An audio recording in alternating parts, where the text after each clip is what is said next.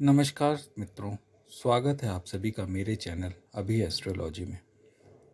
आज मैं आपको बताऊंगा कि आप कैसे अपनी कुंडली में देखें कि आपके पास कितना धन होगा और कुंडली में वह कौन कौन सी स्थिति होती है जिससे आपके धन की स्थिति को जाना जा सकता है। मान लीजिए आज आपके पास बिल्कुल धन नहीं है, तो वो कौन सा समय होगा जब आपके पास धन की कमी नहीं होगी या किसी न किसी सोर्स से आपके पास धन उपलब्ध होगा। साथ ही मैं एक दो सेलिब्रिटी का चार्ट भी दिखाऊंगा जिससे आपको कंसेप्ट क्लियर हो जाएगा कि कैसे उनकी कुंडली में धन योग बना। तो चलिए शुरू करते हैं। कुंडली में धन की स्थिति के लिए आपको सबसे पहले अपनी कुंडली के दूसरे भाव जिसे धन भाव कहते हैं और 11 भाव जिसे लाभ भाव कहते हैं, इसको देखना होगा। इसमें आप अपने दूसरे भाव में जो भी राशि आ रही है उसके स्वामी को अलग से लिख लें, यानी आपकी कुंडली के धनेश कौन हैं उसको लिख लें। इसी प्रकार 11वें भाव के स्वामी को भी नोट कर लें कि आपकी कुंडली का लाभेश कौन है। अब बारी आती है दूसरे और 11 भाव के कारक ग्रह की। दूसरे भाव और 11वें भाव के कारक ग्रह कौन से होते हैं? तो दूसरे और 11वें भाव के कारक ग्रह हैं गुरुदेव। यह सभी लग्नों में मेष लगन से लेकर मीन लगन तक सभी के लग्नों में यानी सभी की कुंडली में दूसरे और 11वें भाव के कारक गुरुदेव ही होते हैं। तो अब आप गुरुदेव को भी नोट कर लें। अब आप अपने कुंडली के लग्नेश को लिख लें, यानी आपके लगन का स्वामी कौन है उसको लिख लें।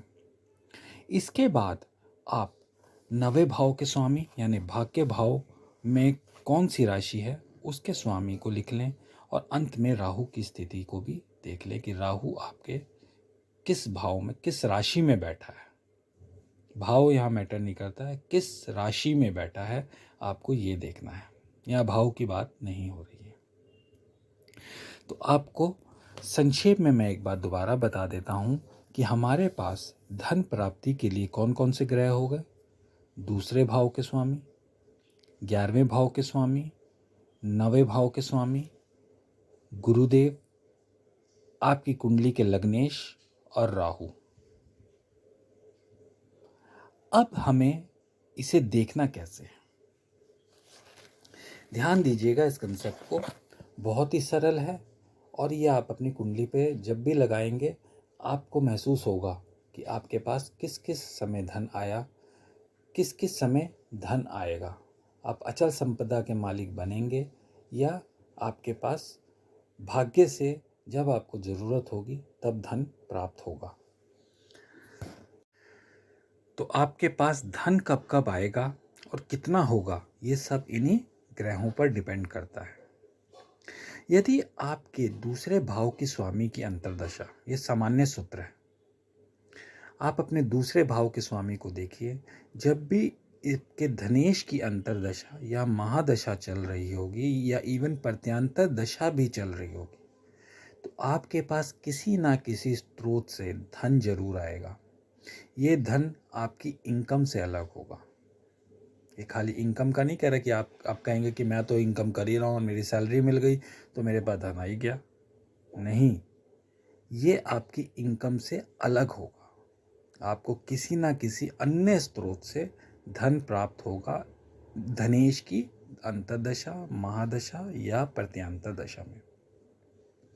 इसी तरह यदि 11वें भाव के स्वामी की दशा चल रही होगी यानी लाभेश की दशा चल रही होगी तो भी आपको धन का लाभ जरूर होगा, यानी आपकी इनकम में भी इजाफा हो जाएगा। जब इसकी दशा अंतर्दशा चल रही होगी तो आपके धन के स्रोत एक नहीं एक से ज़्यादा होंगे।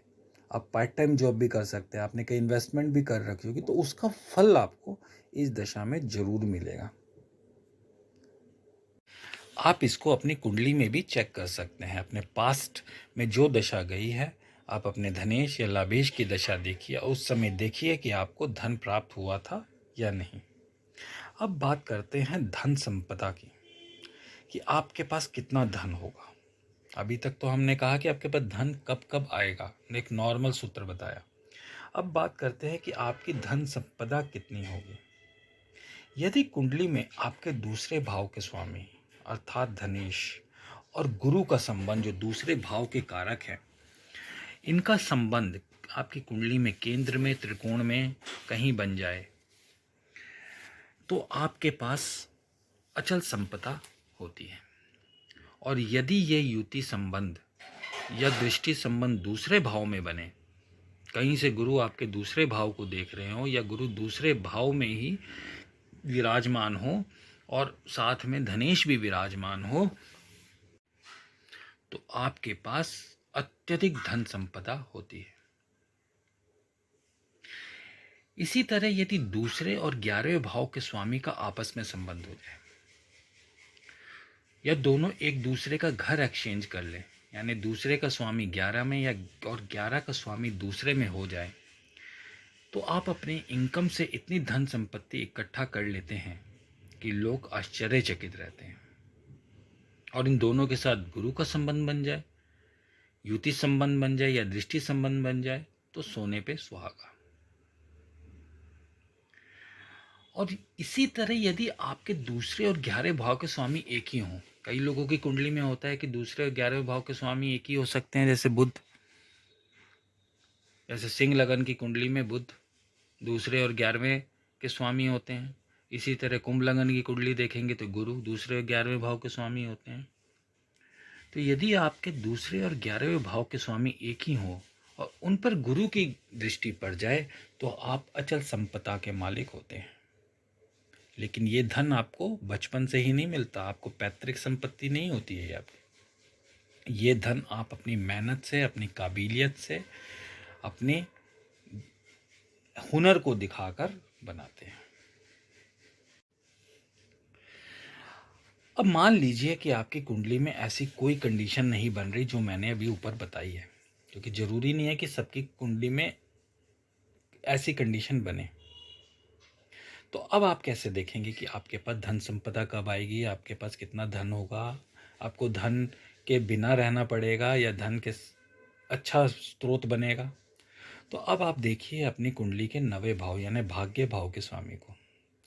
अगर 9वें भाव के स्वामी और धन भाव के स्वामी का संबंध कहीं बन रहा है, कहीं युति है केंद्र त्रिकोण में या एक दूसरे पे दृष्टि है, तो आप विश्वास कीजिए कि आपको पैसे रुपए की दिक्कत आजीवन नहीं होगी। आपके सेविंग बिल भले ही ना हो, आपका काम छूट गया हो, लेकिन जब भी आपको पैसों की ज़रूरत पड़ेगी तो आपके पास भाग्य से पैसा अपने आप अरेंज हो जाएगा, किसी भी सोर्स से। आपका काम पैसों की वजह से आजीवन नहीं रुकेगा कि आपके पास पैसे नहीं है तो आपका ये काम रुक गया, आपका वो काम रुक गया। इसके अलावा लग्नेश और धनेश का संबंध भी आपको अतुल संपदा का मालिक बनाता है। लग्नेश और धनेश यानी दूसरे भाव के स्वामी की कहीं पे युति हो या दोनों का दृष्टि संबंध हो, खास तौर से केंद्र त्रिकोण में या धन भाव या लाभ भाव में, तो आप अतुल संपदा के मालिक बनते हैं। इसी तरह लग्नेश की महादशा, अब आप सोचते हैं कि यार मेरा तो कुछ भी नहीं बन रहा, मैं तो जितना आपने बताया उतना कुछ भी नहीं मेरी कुंडली में बन रहा, तो लग्नेश की महादशा तो आपकी कुंडली में आएगी ही। साथ में धनेश की अंतर्दशा या लाभेश की अंतर्दशा आएगी ही। यदि लग्नेश की महादशा में धनेश की अंतर्दशा आती है या धनेश की महादशा में लग्नेश की अंतर्दशा आती है, तो धन आपको अचानक कहीं ना कहीं से, चाहे पैतृक संपत्ति है, चाहे कोई आपको किसी से लेना है, देना है, कुछ करना है, या कोई और सोर्स से आपके पास धन आएगा ही आएगा। इसी तरह अगर लाभेश और आपके लग्नेश की महादशा अंतर्दशा को देख लें, तो उस दशा में आपकी इनकम का फ्लो बहुत ज़्यादा बढ़ जाएगा, आपकी इनकम के स्रोत बहुत ज़्यादा बढ़ जाएंगे, ताकि आपके पास प्रचुर मात्रा में धन संपत्ति बन सके।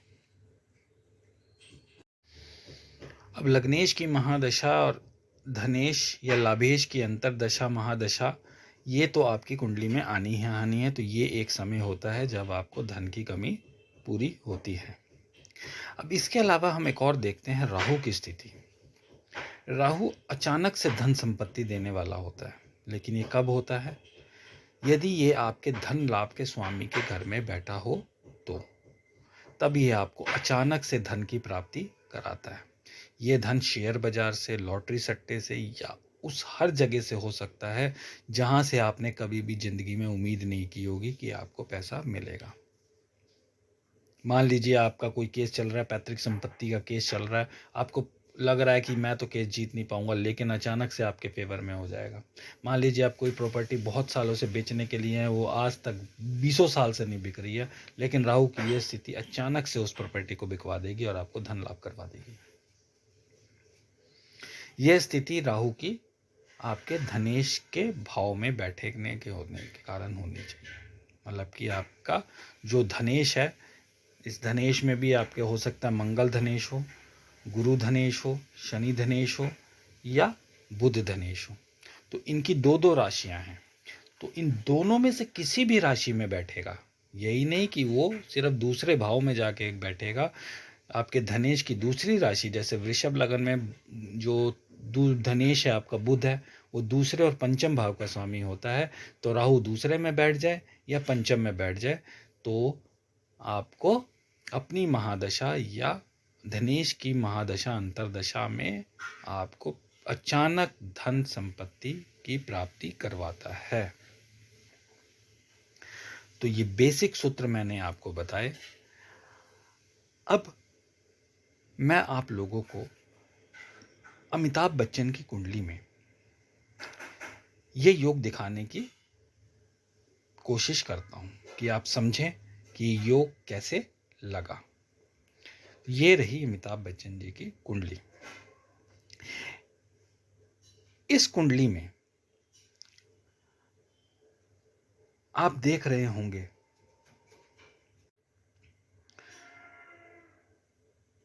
कि इनका धनेश, इनका लभेश एक ही है, कुंभ लगन की कुंडली है। आप सभी को पता ही होगा कि अमिताभ बच्चन गरीब परिवार से थे, लेकिन आप आज वो क्या हैं? हजारों करोड़ों के मालिक। कुंडली में नो डाउट बाकी ग्रहों की स्थिति भी इनके लिए सपोर्टिव है, लेकिन मैं आज आपको इनके धनेश, लाभेश और गुरु का कॉम्बिनेशन दिखाऊंगा कि जो सूत्र ज्योतिष शास्त्र में लिखा है उसके अकॉर्डिंग इनके पास अचल संपदा कैसे हुई। इनकी कुंडली कुंभ लगन की, इनके धनेश हुए गुरु दूसरे भाव के स्वामी और लाभेश हुए गुरु 11वें भाव के स्वामी। दूसरे और 11वें भाव के कारक कौन है? गुरु। और कि गुरु की इनकी प्लेसमेंट कहाँ है? 6th हाउस में। और 6th हाउस से गुरु की 9वीं दृष्टि आप देखिए कहाँ जा रही है? दूसरे भाव में, जिसके वह स्वामी भी हैं और कारक भी। यहाँ कॉम्बिनेशन क्या हुआ? दूसरे भाव 11वें भाव के स्वामी कारक गुरु, दूसरे 11वें भाव के स्वामी गुरु और छठे भाव से बैठकर उनकी 9वीं दृष्टि अचल संपदा, धन संपदा पे पड़ी, इसलिए ये अचल संपत्ति के मालिक हैं। अब दूसरी कुंडली देखिए, ये कुंडली है सचिन तेंदुलकर की। इसमें भी देखिए धनेश और लाभेश कौन है? बुध। यहां भी धनेश लाभेश एक ही हैं, बुध। बुध को देखिए कहाँ बैठे हैं? बुध बैठे हैं अष्टम भाव में। अष्टम भाव के कौन किसका है इस कुंडली में? गुरु का संबंध बन गया, गुरु बुध का, यानी धनेश, लाभेश और गुरु का, जो दूसरे और 11वें भाव के कारक हैं। गुरु कहाँ बैठे हैं? इनके भी गुरु 6th हाउस में बैठे हैं। और 6th हाउस से गुरु की 9वीं दृष्टि कहाँ जा रही है? दूसरे भाव पर। इसलिए ये भी अचल संपदा के मालिक हैं। इनके धनेश, लाभेश और गुरु का संबंध यहाँ भी बना। यहाँ आपने एक बात नोट की कि दोनों की कुंडली में धनेश और लाभेश के स्वामी एक हैं।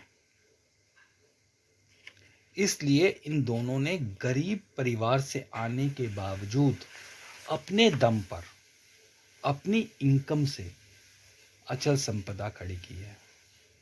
इनको विरासत में ये संपदा नहीं मिली है।